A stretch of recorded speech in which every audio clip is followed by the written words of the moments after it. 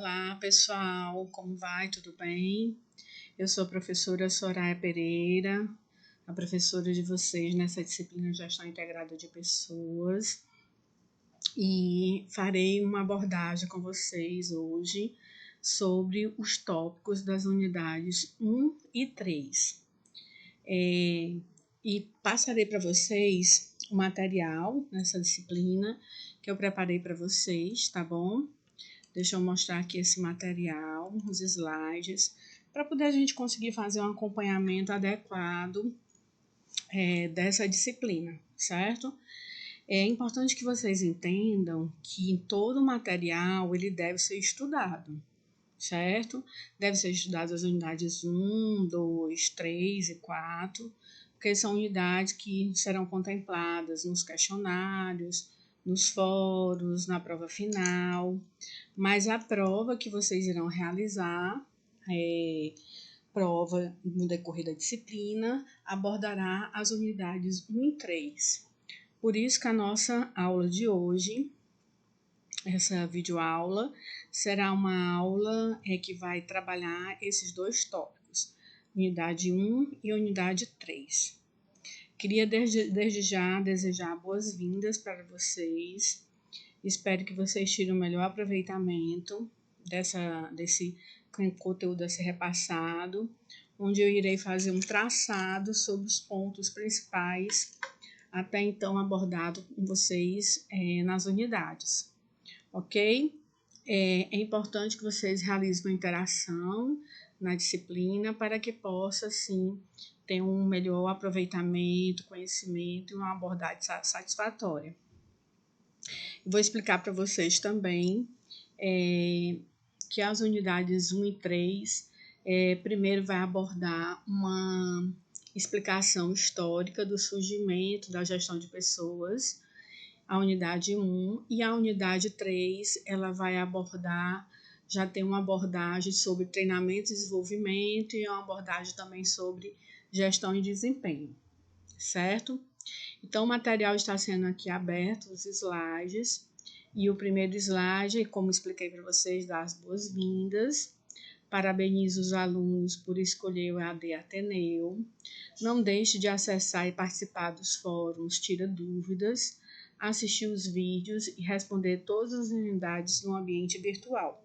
Como expliquei para vocês, é de suma importância o processo de interação de vocês nas disciplinas. Essa disciplina de gestão integrada de pessoas, existe a 1, que é essa que eu estou explicando para vocês, e para alguns cursos nós temos também gestão integrada de pessoas 2. A gestão integrada de pessoas 2, ela vai fazer uma abordagem dando uma sequência ao que já foi explicado na 1, né? Então, dependendo do curso que você venha a realizar, você vai ter uma sequência dessa disciplina. Alguns cursos não, eles só têm realmente a gestão integrada de pessoas 1, que é o que eu irei apresentar aqui para vocês. Vou aumentar aqui o tamanho da tela para facilitar a visualização de vocês, tá bom? E passar para a tela seguinte. Na tela seguinte, o que a gente percebe?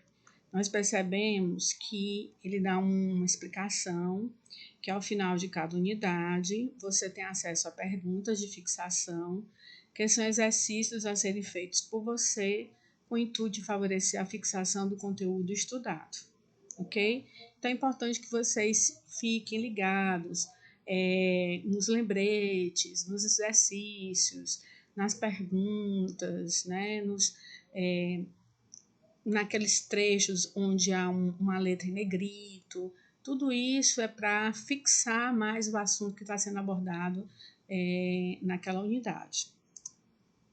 A unidade 1, gente, como eu expliquei para vocês, ela vai ter uma abordagem sobre a área de recursos humanos, como surgiu recursos humanos, como ele evoluiu, como foi dada a importância das pessoas dentro das organizações, as sub-áreas, as áreas de recursos humanos.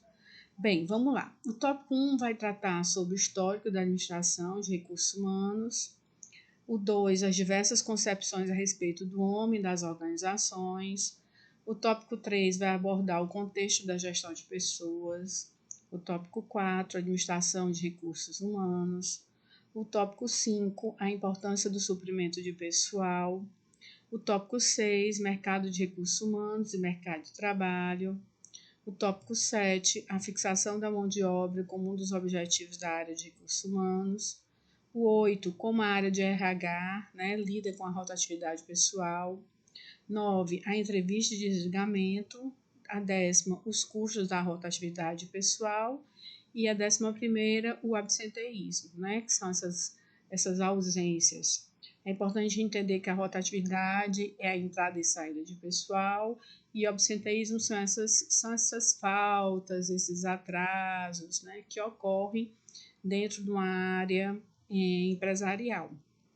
Então, a unidade 1 é muito importante porque ela vai dar um alicerce para você, aluno, entender como surgiu a área de gestão de pessoas, que surgiu com outras nomenclaturas, e como ela evoluiu no decorrer do tempo, até nós entendermos a composição da área de recursos humanos, que é formado por recrutamento e seleção, que é formado por gestão de desempenho e competências, consultoria, treinamento e desenvolvimento, benefícios e assim por diante. Vai depender muito de cada organização. Algumas organizações, a área de gestão de pessoas é composta também pelo setor de pessoal. Algumas outras empresas, o setor de gestão de pessoas não tem o setor de pessoal como anexado, mas sim como realmente dividido. Mas assim, isso vai depender muito. Mas vários livros defendem o trabalho integrado do setor pessoal e a área de recursos humanos. Vamos lá. O histórico da administração de recursos humanos. O que é que a gente percebe? Quando a gente vai estudar o surgimento da área de recursos humanos, o surgimento de administrar pessoas, nós percebemos que existem 3 fases importantes. A era da industrialização clássica, quando surgiu as organizações, as fábricas, a industrialização, a Revolução Industrial. A outra era, a era da industrialização neoclássica, que é quer dizer nova, um clássico modernizado. E a era da informação, que é a era que vem de 1990, ou seja, do século XX, e está até os dias de hoje, que é a era do conhecimento, que é a era da tecnologia, que é a era da disseminação de informação. Bem, vamos fazer uma leitura desse slide para a gente aprofundar.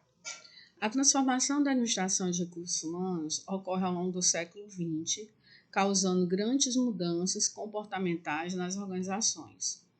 Por todo esse século, são identificados 3 distintos momentos. A era da industrialização clássica, período logo após a Revolução Industrial, que teve início na Grã-Bretanha no século XVIII. A administração de pessoal era chamada de relações industriais. Então, gente, quando as organizações elas surgiram, ela deu uma abertura para o surgimento também do recursos humanos. Em que sentido? O recursos humanos ele passou a ter uma demanda que até então ela não era, como eu posso dizer, formal. Então, a industrialização ela teve o seu berço na Grã-Bretanha. Então, o que é que aconteceu?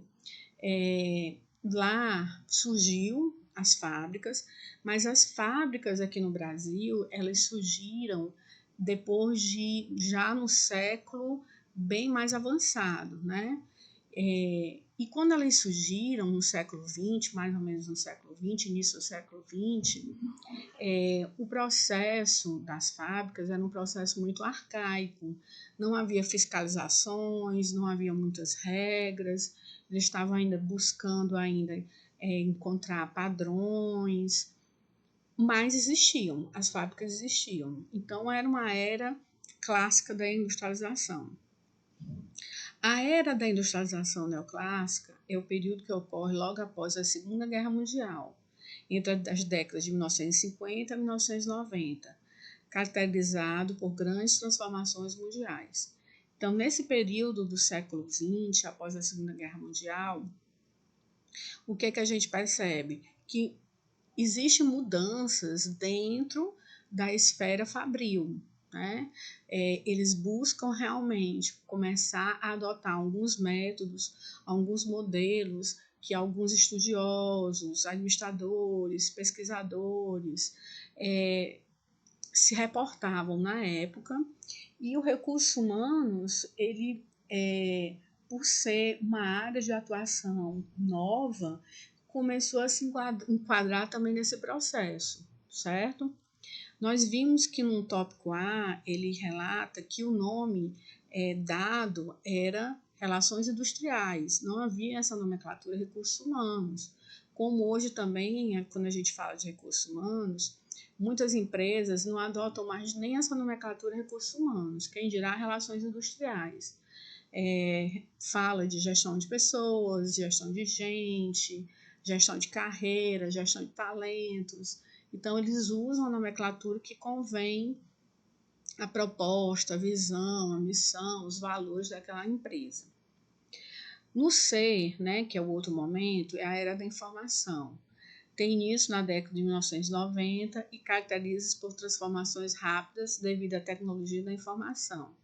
Ou seja, a tecnologia, a globalização, o avanço, né, das máquinas provocou o surgimento de uma nova era, um novo patamar dentro das empresas. E isso, claro, afetou muito a forma de administrar pessoas dentro das organizações. Isso a gente vai entender um pouquinho mais lá na frente. Bem, as diversas concepções a respeito do homem e das organizações. Nós, quando estudamos a administração, principalmente TGA, Teoria Geral da Administração, é clássico entender que nas fábricas vários teóricos, defensores, estudiosos, pesquisadores, eles tinham uma forma de entender que o melhor funcionamento das empresas. E uma das formas que a gente estuda muito é a visão de Taylor, Fayol, de Mayo, de Simon, que é isso que a gente vai apresentar aqui para vocês agora.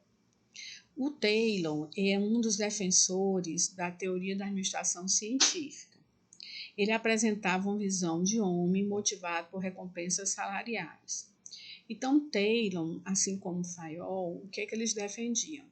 Eles defendiam que quando o homem era recompensado pelo aquilo que ele fazia, ele se sentia mais motivado, mais atraído. Então, se ele ganhava pela produtividade, quanto mais ele produzia, mais ele ganhava. Quanto mais ele ganhava, mais ele produzia. Então, era uma via de mão dupla. Ou seja, o que é que isso permitia? Isso permitia que o homem ele tinha que produzir, claro, com qualidade, e essa produção ela tinha que ser representativa para as organizações. Então, ele plantou várias ideias, né? Por exemplo, produzir por cronometragem, produzir por peças. Houve a ideia também da departamentalização, cada pessoa deveria trabalhar especificamente exercendo uma única função, não exercer várias funções, porque ele acreditava que quando você exerce uma única função, você fica mais mecanizado, então você adquire uma habilidade, um hábito, uma rotina, e aí você tende a produzir mais. Veio também a teoria das relações humanas, que um dos defensores foi o Mayo. O que motiva o trabalho humano é a convivência social nas organizações. Então, Mayo, ele já não tinha essa visão tão aguçada de que o valor é o que motivava, o dinheiro, né, a remuneração, mas sim o que motivava era o clima que existia dentro das empresas, a convivência, né, o bem-estar. Ele acreditava que para as pessoas era muito mais interessante você trabalhar num clima satisfatório, com pessoas agradáveis, do que você trabalhar num clima que não era favorável e que pensava apenas no valor econômico. A outra teoria é a teoria da burocracia, a teoria estruturalista. Há uma tentativa nesta teoria de integrar as visões de homem, econômico e social, apontada em concepções anteriores. Então, a teoria estruturalista, o nome já está dizendo, havia uma preocupação com a estrutura da organização, mas havia também uma preocupação social. Então, é uma teoria que ela é um mix, né, da teoria da administração científica e a teoria das relações humanas. Ele considerava que os dois aspectos eram imprescindíveis juntos, é o que proporcionava uma motivação ao funcionário. E a teoria comportamental de Simon. Ele considerava que o homem, enquanto processador de informações e tomador de decisões, ou seja, quando o homem ele tem esse reconhecimento de que ele é importante, que ele precisa ser reconhecido, ele precisa tomar decisões, ele precisa ser visto, ele precisa ser autenticado, né? As pessoas realmente precisam ter esse reconhecimento perante os demais, é o que o torna realmente motivado. O que a gente percebe enquanto área de recursos humanos é que, na verdade, o que permite o homem motivado vai muito de pessoa para pessoa. Nós percebemos hoje que vai depender do momento, vai depender da proposta da empresa, vai depender do objetivo do funcionário, mas que, na verdade, um pouco de cada coisa, alguns aspectos mais, outros menos, é o que vai motivar um funcionário. O que eu quero dizer? Para um funcionário, de repente, é mais importante para ele o salário, é o que motiva mais ele. Mas para outro, compensa mais a questão de ele ter poder de decisão. Então, isso varia muito de pessoa para pessoa. E por isso que havia os defensores de cada proposta dessa apresentada. Surge posteriormente a teoria da contingência. É uma visão de um homem enquanto microsistema individual e complexo, aponta cada pessoa com uma realidade única e distinta das demais.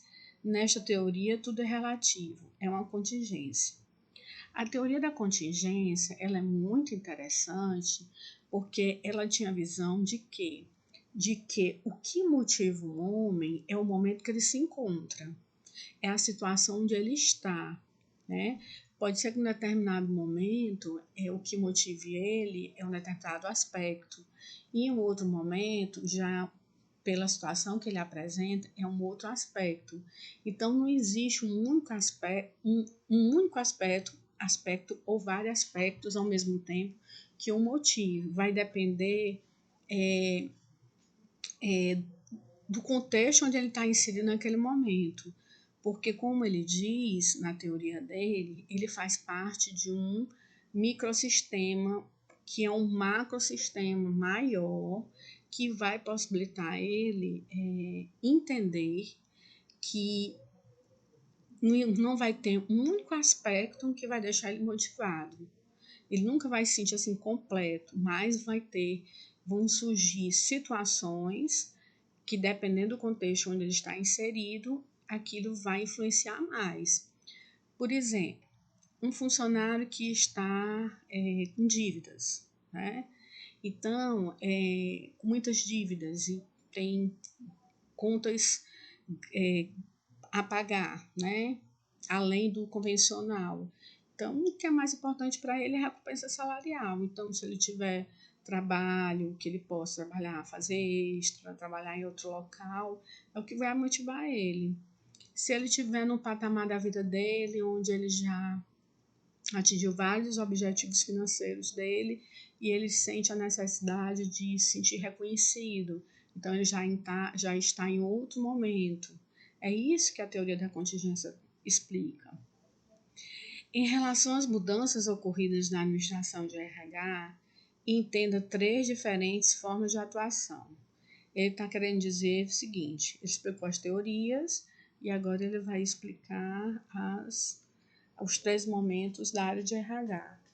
Nós tivemos o momento das relações industriais, nós tivemos o momento dos recursos humanos e nós tivemos o momento da gestão de pessoas, como eu disse anteriormente.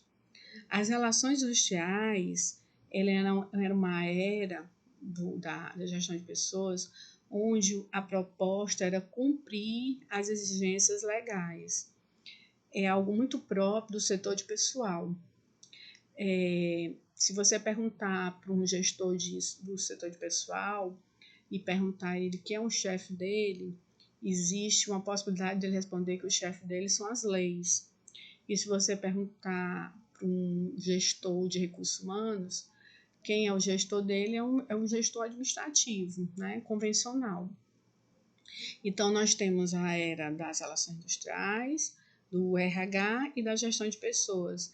Essa gestão de pessoas, ela mudou, por quê? Porque recursos humanos, ela traz uma ideia de custo, né? Ela traz uma ideia de que algo vai ser dispendioso, pode-se dizer assim. Então, não é uma ideia muito satisfatória. Então, gestão de pessoas traz mais uma leveza, né? Gerir pessoas. Porque, na verdade, todos nós gerimos pessoas, não precisamos trabalhar no setor de RH ou no setor próprio de gestão de pessoas para compreender como gerir pessoas. Quem trabalha de uma forma ou de outra, mais ou menos, em algum momento vai precisar adotar medidas de gestão de pessoas.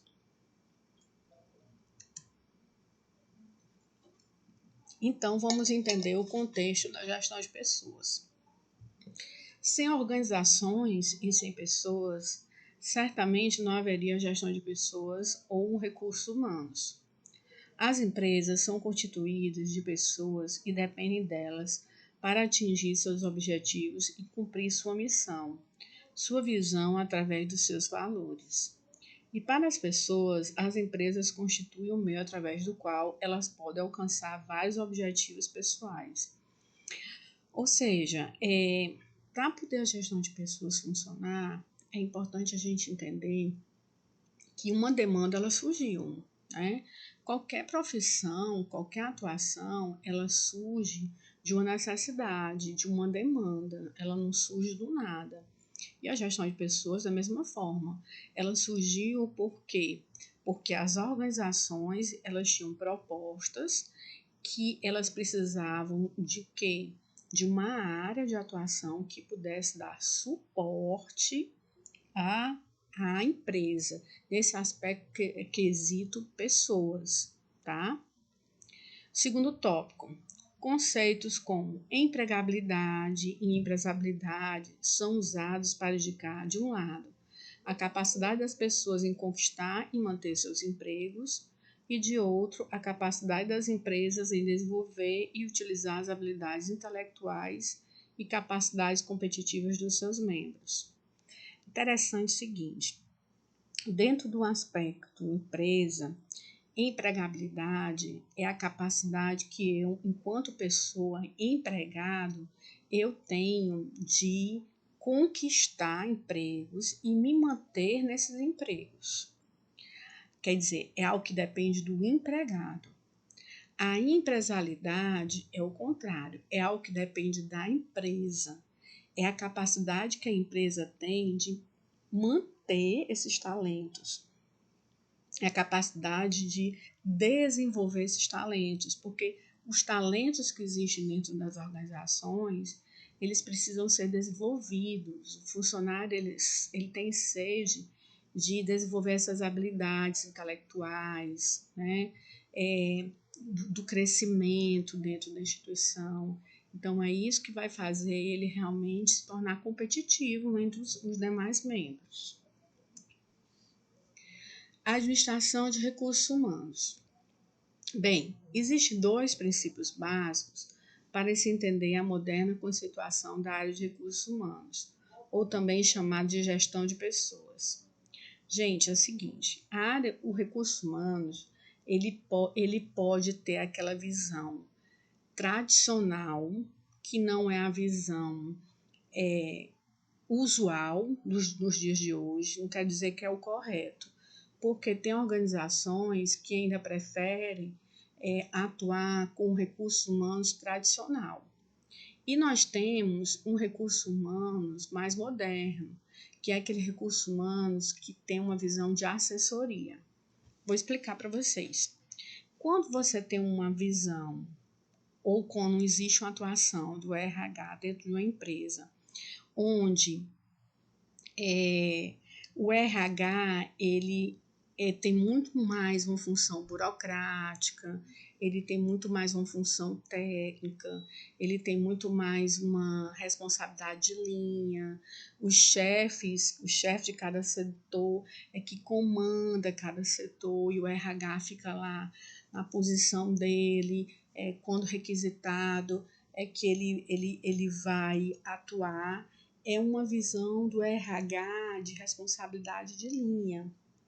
Mas quando você tem uma visão do RH, que é uma visão de assessoria, é aquela visão que você considera que o RH ele vai, além de exercer suas funções convencionais, ele vai ter a responsabilidade de quê? De ajudar os demais setores. Os setores, eles exercem atividades de gestão de pessoas e o RH, ele está ali para assessorar, para ajudar. Cada vez mais o RH está atuando assim, o RH está atuando de uma forma onde ele delega algumas atividades que eram próprias do recursos humanos e ele dá o suporte, tá? Isso é muito interessante e isso também não menospreza a atuação do RH. Pelo contrário, quando ele faz isso, ele dá uma abertura para que outros setores, outras atividades, outras funções, elas venham para o RH que até então não haviam porque não tinham esse espaço de atuação. A importância do suprimento de pessoal. O sistema de RH funciona em 3 ciclos. Nós temos a aquisição, a provisão, que é recrutamento, seleção e planejamento de RH. Nós temos o ciclo da manutenção, que é a remuneração, os benefícios, higiene e segurança, relações sindicais ou trabalhistas, treinamento e desenvolvimento. E nós temos o terceiro ciclo, que é a dispensa, que é a demissão, o afastamento e a aposentadoria. Então, gente, entendam que o RH ele é dividido em ciclos. Esses ciclos, eles têm, cada ciclo desse, ele tem a sua atuação. Então, eu tenho uma atuação de aquisição, eu trabalho com RS. Eu tenho uma atuação de manutenção, posso trabalhar com higiene e segurança. Eu trabalho com o ciclo da dispensa, eu trabalho com a demissão. Dependendo do porte do RH, existem pessoas responsáveis por cada ciclo desse. E existe, quando a empresa é pequena, uma única pessoa é responsável por todas essas atuações. Vamos entender agora um pouquinho como é que está o mercado de recursos humanos e o mercado de trabalho. Bem, o mercado de trabalho é o conjunto das ofertas de trabalho oferecidas pelas empresas em certa época e em determinado lugar. É constituído de empresas e de suas oportunidades de emprego. O mercado de recursos humanos é o conjunto de indivíduos aptos ao trabalho em certa época e em determinado lugar. Se vocês pararem para pensar e analisar de uma forma detalhada, vocês vão entender a diferença entre mercado de RH e mercado de trabalho. Vamos lá. O mercado de RH são os indivíduos que estão disponíveis para trabalhar em determinada época neste mercado de trabalho que oferta trabalho. O que é que a gente percebe às vezes? Que dependendo da situação, por exemplo, a gente teve a época, estamos ainda, inclusive, na época da pandemia. Existe um segmento onde a oferta de pessoas é menor do que o mercado de trabalho tem, por exemplo, a saúde. Muitos enfermeiros, técnicos de enfermagem, médicos, profissionais da área de saúde em geral, estão, né, com mais acesso a esse mercado de trabalho em função das oportunidades de emprego que estão surgindo. E dependendo do contexto, e pode ser o contrário, uma demanda de pessoas, pessoas demandando emprego, onde o mercado de trabalho ele não consegue saturar tantos profissionais disponíveis. A fixação da mão de obra como um dos objetivos da área de RH. É importante você entender que para ocorrer a fixação de mão de obra, é necessário que ocorra um planejamento de recursos humanos, certo? É importante a gente entender o seguinte, que o recursos humanos, desculpa, passei aqui um pouquinho. O recursos humanos, assim como outras atuações, ele pode ser um recurso humano estratégico, um recurso humanos voltado à gestão, ele pode ser um recurso humanos tático, voltado muito às atividades burocráticas, e ele pode ser um recurso humanos operacional, muito voltado às atividades rotineiras, né? As atividades de base.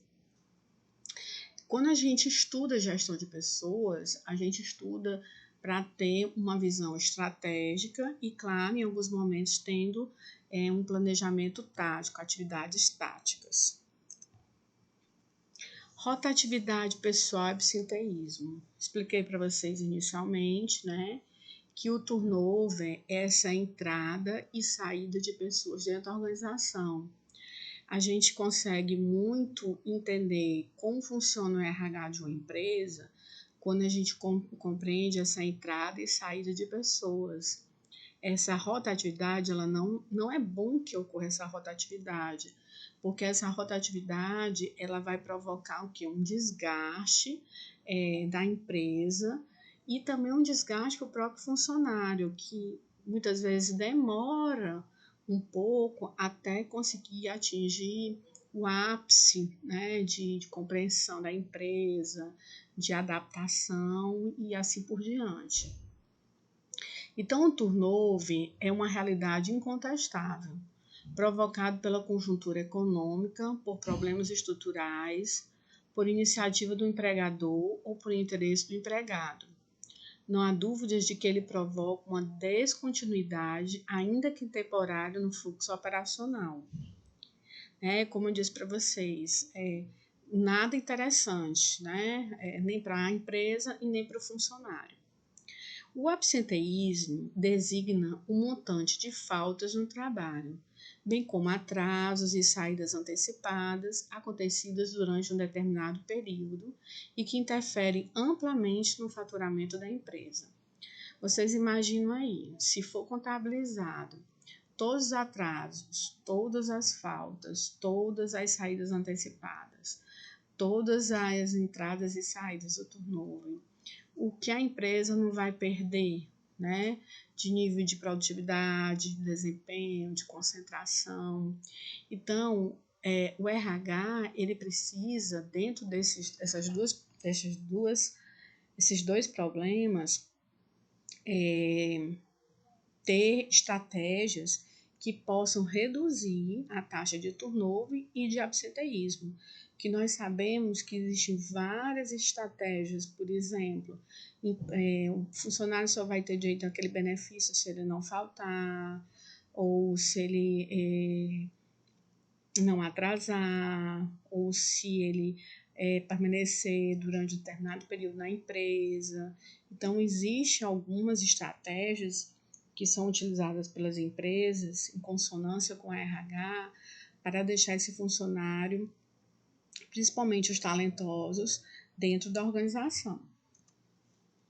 Gente, bem, falamos um pouco sobre históricos, sobre alguns tópicos principais, e agora vamos para a unidade 3.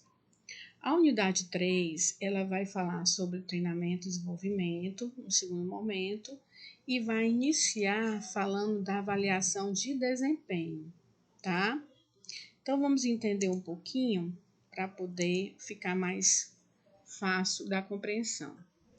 Gente, olha, desempenho é diferente de conhecimento, que é diferente de comportamento, que é diferente de habilidade, que é diferente de atitude. Então, desempenho é o que a empresa quer, é o resultado final do seu trabalho. Esse resultado final, ele tem que ser um resultado satisfatório. Pode dizer mais do que satisfatório. Ele tem que ser um resultado que o gestor, ele sinta que foi além das expectativas dele.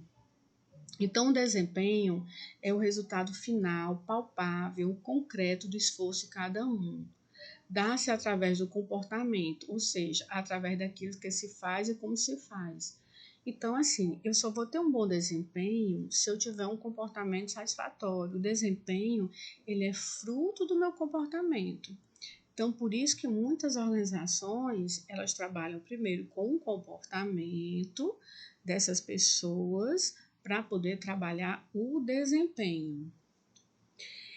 A avaliação do desempenho tem como principal objetivo diagnosticar e analisar o desempenho individual e grupal dos funcionários, promovendo o crescimento pessoal e profissional, bem como o melhor desempenho. Então, se para a empresa é importante o desempenho, é importante que esse desempenho seja avaliado. Como é que as empresas avaliam o desempenho? Existem vários modelos de questionários, vários modelos adotados pelos recursos humanos, por consultorias, para ajustar o melhor modelo para ver realmente, diagnosticar o desempenho desses funcionários. Quando eu consigo diagnosticar o desempenho, eu consigo entender se ele está no lugar certo, se ele pode ser promovido para outro setor, se ele pode mudar de setor, de horário, de cargo, porque às vezes um funcionário ele é muito talentoso, ele tem muitas habilidades, mas ele não está no local adequado dentro da organização.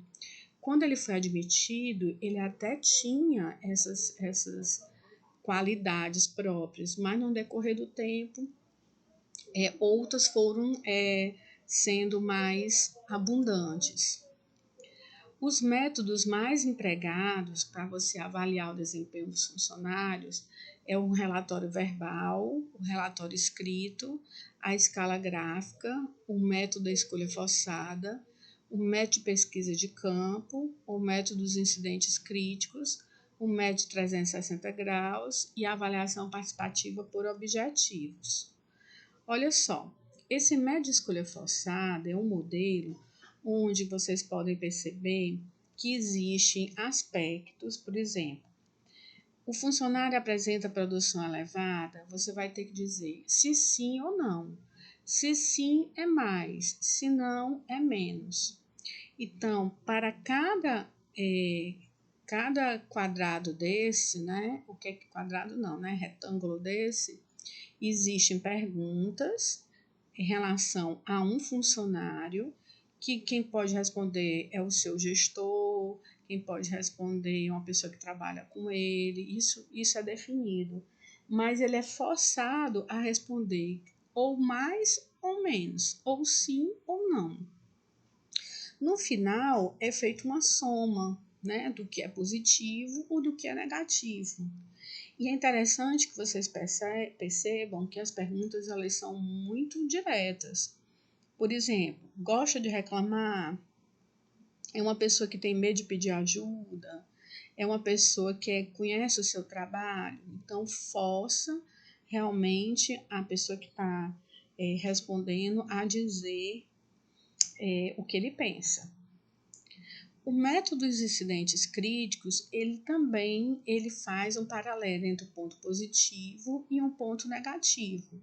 Ou seja, ele proporciona realmente você colocar. Se ele sabe lidar com pessoas, se ele não sabe, não coloca. Ele apresenta muitos erros, você coloca. Então, a primeira tabela do lado esquerdo, elas são características positivas e a do lado direito são características negativas, que também depois de somadas vai dar uma avaliação se tem mais aspectos negativos ou positivos. O método da pesquisa de campo. A pesquisa de campo são perguntas que são realizadas dentro da organização e que vai depender muito, né? Como é que eu posso dizer? Do que a empresa se propõe. Porque você pode colocar de nível satisfatório, insatisfatório, mais que satisfatório. Você pode simplesmente pedir para essas pessoas responderem nesse nível, ou pode pedir para elas responderem de forma aberta, não contemplando os 3 níveis.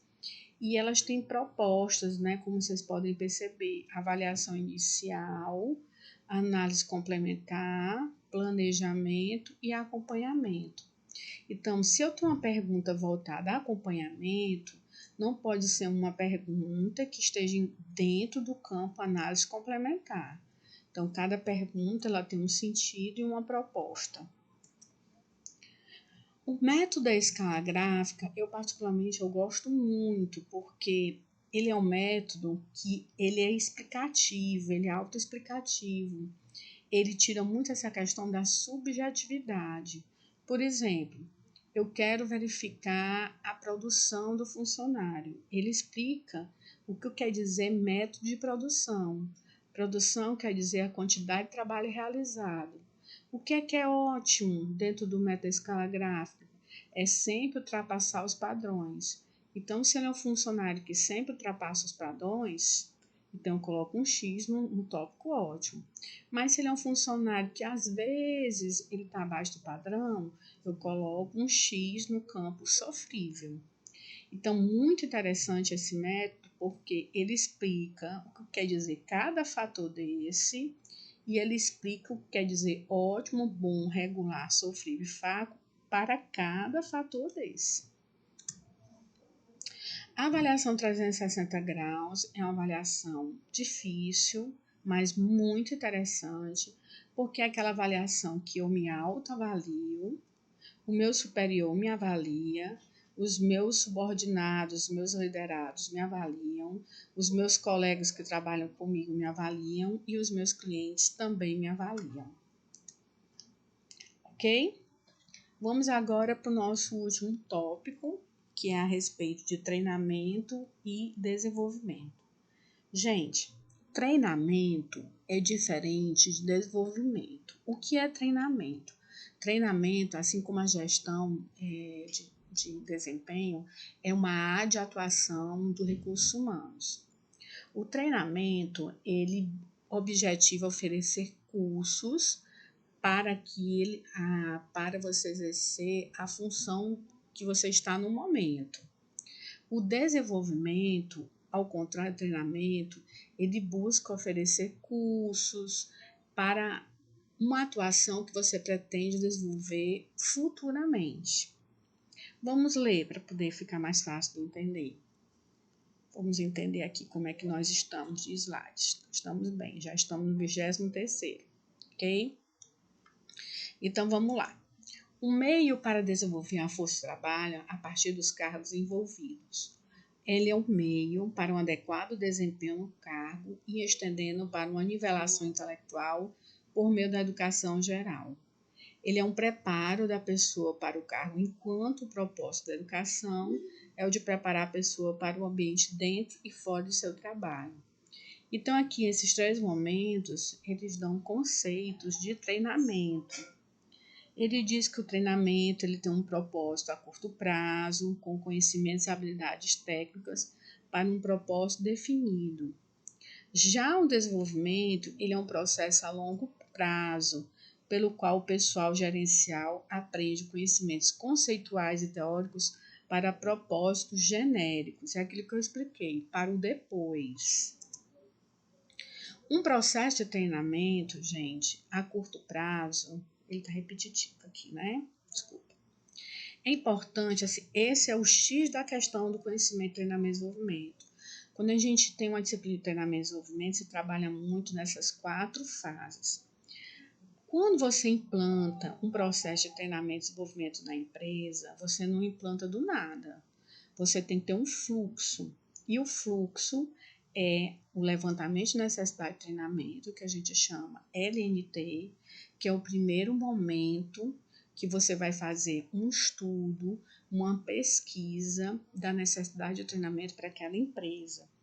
Esse levantamento ele vai ser feito com os funcionários, com a própria empresa, ele vai ser feito com o resultado da avaliação de desempenho que você preencheu, ele vai ser preenchido com relatórios. Depois que você faz esse levantamento, você vai fazer uma programação do treinamento, que é a segunda fase. O que é programar treinamento? É você tomar decisões estratégicas daquilo que você vai implantar. Quais são os cursos que você vai implantar? Quem é que vai realizar o treinamento? Quem é que vai participar do treinamento? Qual o período desse treinamento? Onde vai ser realizado? Quando? Né? Se vai ter lanche, o material, o conteúdo programático. É toda a fase preparatória de planejamento do treinamento. O terceiro momento é você colocar tudo que você programou em prática, né? E aí você, enquanto RH, você dá uma assessoria, você dá um alinhamento, você faz uma combinação dessa aplicação. E o último momento, claro, é você avaliar esse treinamento, se esse treinamento ele foi satisfatório, como é que você vai avaliar, se você vai avaliar se o treinamento termina, se você vai avaliar esse treinamento posteriormente, depois de 1 mês, 2 meses, e a partir desses resultados, você vai fazer uma retroação da execução ou voltar para o início do diagnóstico da situação do treinamento. Bem, gente, era isso que eu queria passar para vocês, né? Agradeço a participação, os comentários. Espero que tenha ficado claro, principalmente esse último tópico, né, das fases de treinamentos, e que vocês façam um estudo mais aguçado diante dessas informações que foram prestadas aqui para vocês, tá bom? Fico por aqui e até a próxima oportunidade. Ok? Até lá.